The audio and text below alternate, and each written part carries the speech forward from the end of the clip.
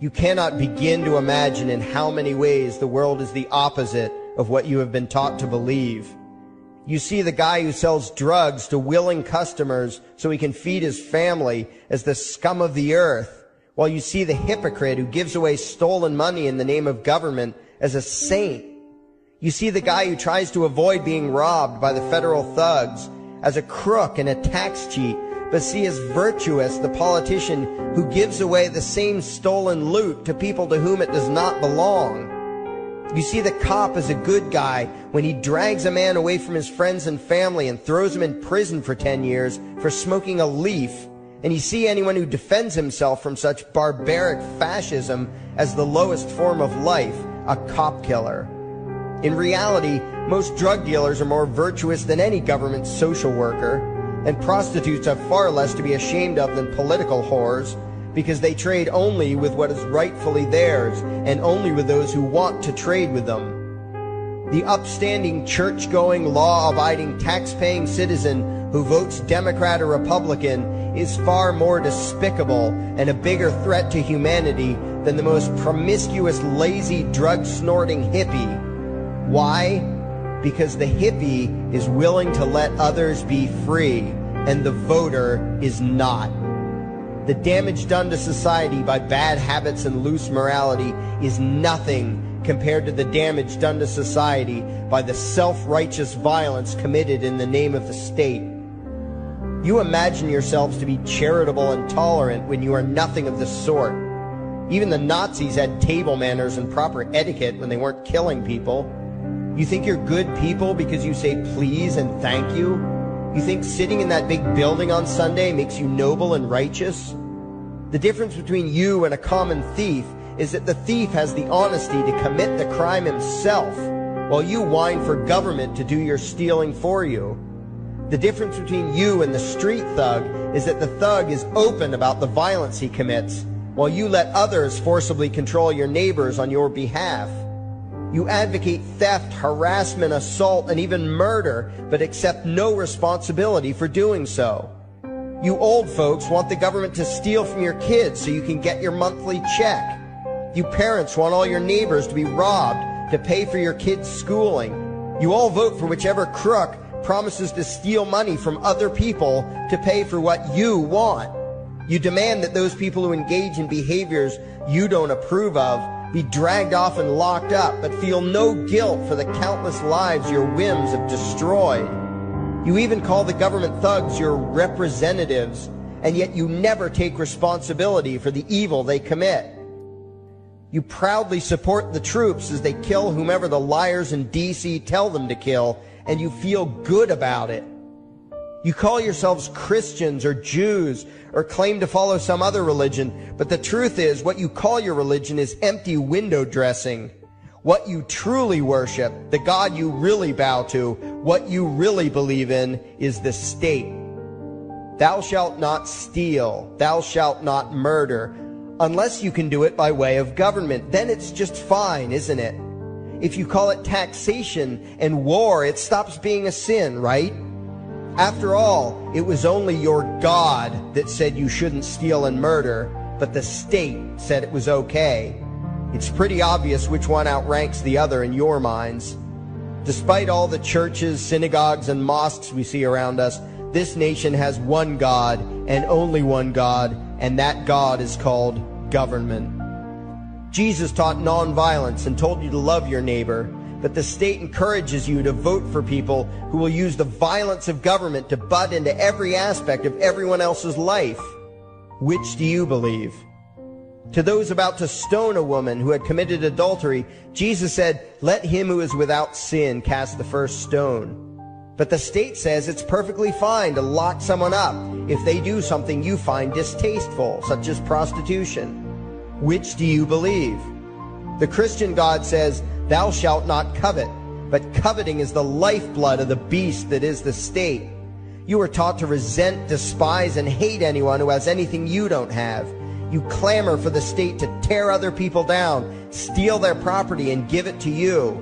And you call that fairness. The Bible calls it coveting and stealing. You are not Christians.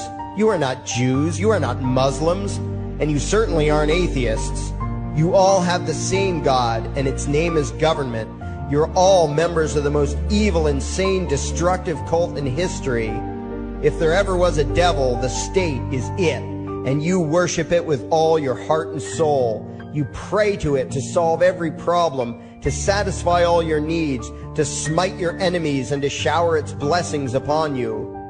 You worship what Nietzsche called the coldest of all cold monsters, and you hate those of us who don't. To you, the greatest sin is disobeying your God, breaking the law, you call it, as if anyone could possibly have any moral obligation to obey the arbitrary commands and demands of the corrupt, lying, delusional megalomaniacs who infest this despicable town. Even your ministers, priests, and rabbis, more often than not, are traitors to their own religions, teaching that the commands of human authority should supersede adherence to the laws of the gods they say they believe in. Several years ago, I heard one pompous evangelical jackass in particular pontificating on the radio that anyone who disobeys the civil authority, be it a king or any other government, is engaging in rebellion against God. Those were the exact words he used. What if the government is doing something wrong? Well, this salesman for Satan opined, that is the business of those in government, and you are still obligated to obey. Everywhere you turn, be it the state or the church, the media or the schools, you are taught one thing above all else, the virtue of subjugating yourselves to mortals who claim to have the right to rule you. It is sickening the reverence with which you speak of the liars and thieves whose feet are so firmly planted on your necks. You call the congressmen and the judges honorable, and you swoon at the magnificence of the grandiose halls they inhabit, the temples they built to celebrate the domination of mankind.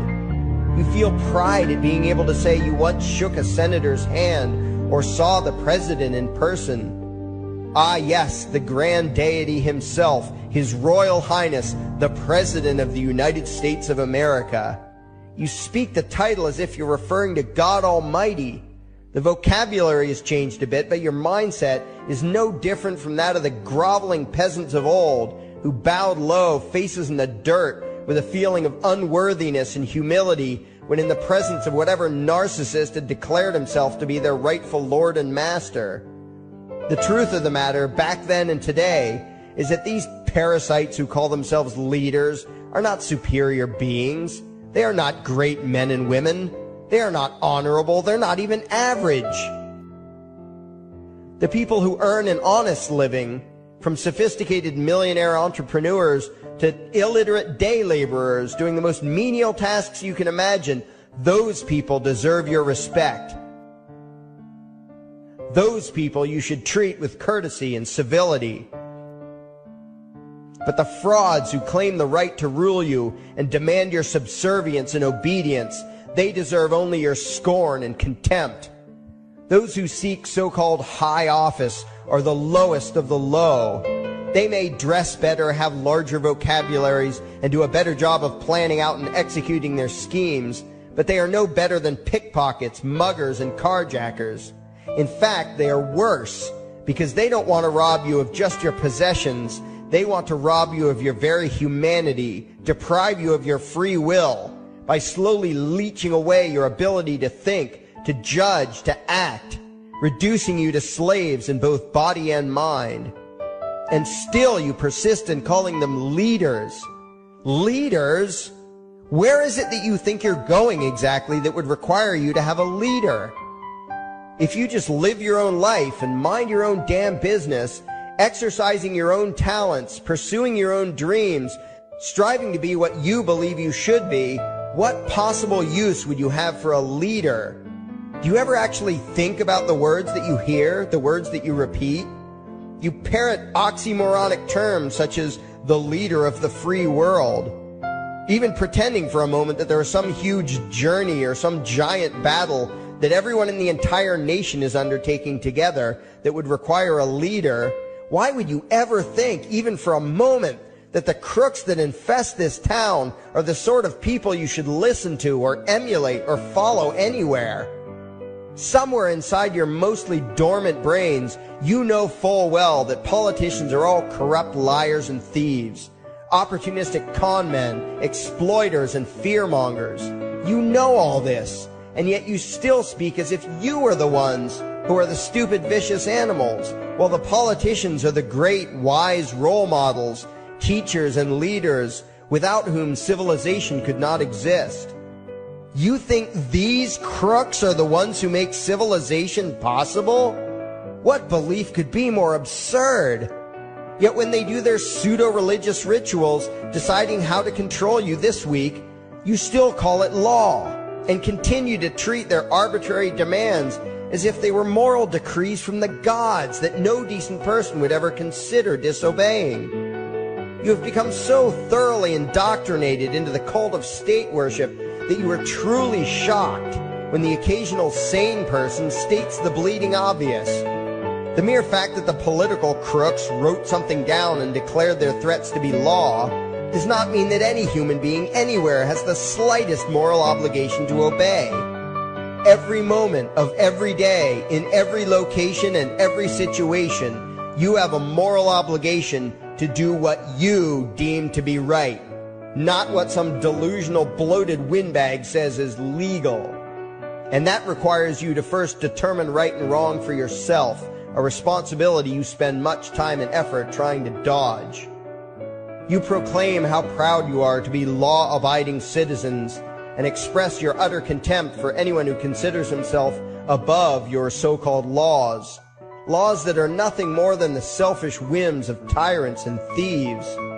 The word crime once meant an act harmful to another person. Now it means disobedience to any one of the myriad of arbitrary commands coming from a parasitical criminal class. To you, the term crime is nearly synonymous with the word sin, implying that the ones whose commands are being disobeyed must be something akin to gods, when in truth they are more akin to leeches. The very phrase, taking the law into your own hands, perfectly expresses what a sacrilege it is in your eyes for a mere human being to take upon himself the responsibility to judge right from wrong and to act accordingly, instead of doing what you do, unthinkingly obeying whatever capricious commands this cesspool of maggots spews forth. You glorify this criminal class as lawmakers and believe that no one is lower than a lawbreaker, someone who would dare disobey the politicians. Likewise, you speak with pious reverence of law enforcers, those who forcibly impose the politicians' every whim upon the rest of us. When the state uses violence, you imagine it to be inherently righteous and just, and if anyone resists, they are, in your eyes, contemptible lowlifes, lawless terrorist criminals.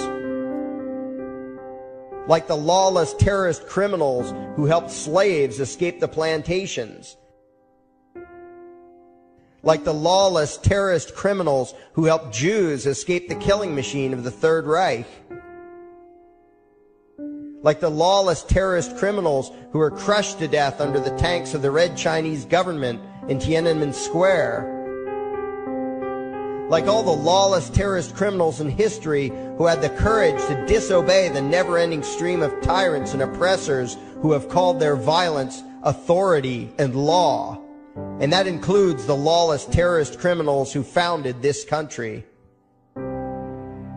Everything you think you know is upside down, backwards, and inside out.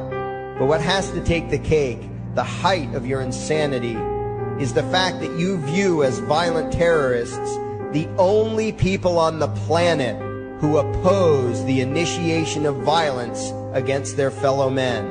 Anarchists, voluntarists, and libertarians. We use violence only to defend ourselves against someone who initiates violence against us. We use it for nothing else. Meanwhile, your belief system is completely schizophrenic and self-contradictory. On the one hand, you teach the young slaves that violence is never the answer. Yet out of the other side of your mouths, you advocate that everyone and everything, everywhere and at all times be controlled, monitored, taxed, and regulated through the force of government. In short, you are teaching your children that the masters may use violence whenever they please, but the slave should never resist. You indoctrinate your children into a life of unthinking, helpless subservience.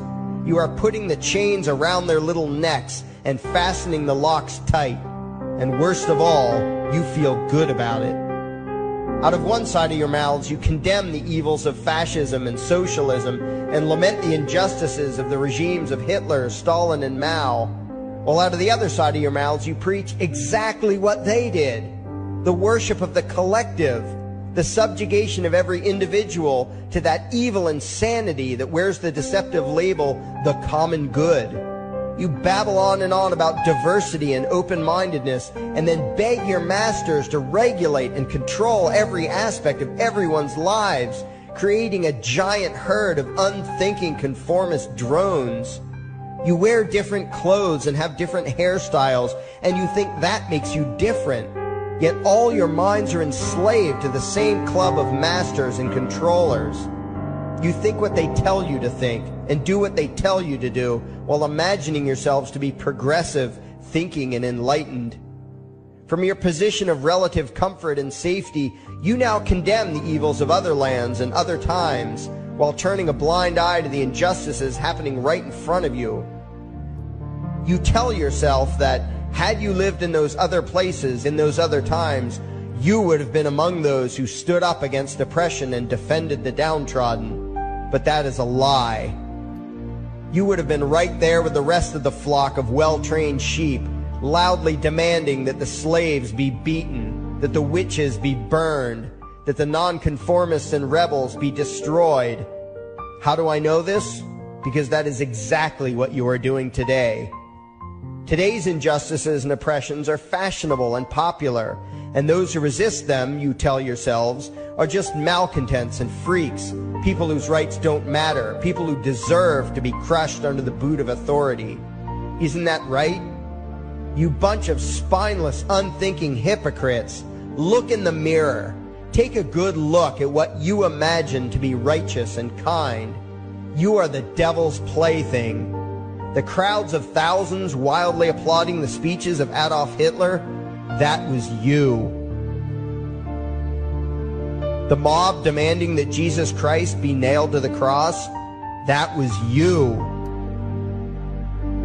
The white invaders who celebrated the wholesale slaughter of those godless redskins, that was you. The throngs filling the Colosseum, applauding as the Christians were fed to the lions, that was you. Throughout history, the perpetual suffering and injustice occurring on an incomprehensible scale, it was all because of people just like you. The well-trained, thoroughly indoctrinated conformists, the people who do as they're told, who proudly bow to their masters, who follow the crowd, believing what everyone else believes and thinking whatever authority tells them to think. That is you. And your ignorance is not because the truth is not available to you. There have been radicals preaching it for thousands of years. No, you are ignorant because you shun the truth with all your heart and soul. You close your eyes and run away when a hint of reality lands in front of you. You condemn as extremists and fringe kooks those who try to show you the chains you wear because you don't want to be free. You don't even want to be human. Responsibility and reality scare the hell out of you, so you cling tightly to your own enslavement and lash out at any who seek to free you from it. When someone opens the door to your cage, you cower back in the corner and yell, "Close it, close it." Well, some of us are finished with trying to save you. We've wasted enough effort trying to convince you that you should be free. All you ever do is spout back what your masters have taught you, that being free only leads to chaos and destruction, while being obedient and subservient leads to peace and prosperity. There are none so blind as those who will not see. And you nation of sheep, would rather die than see the truth.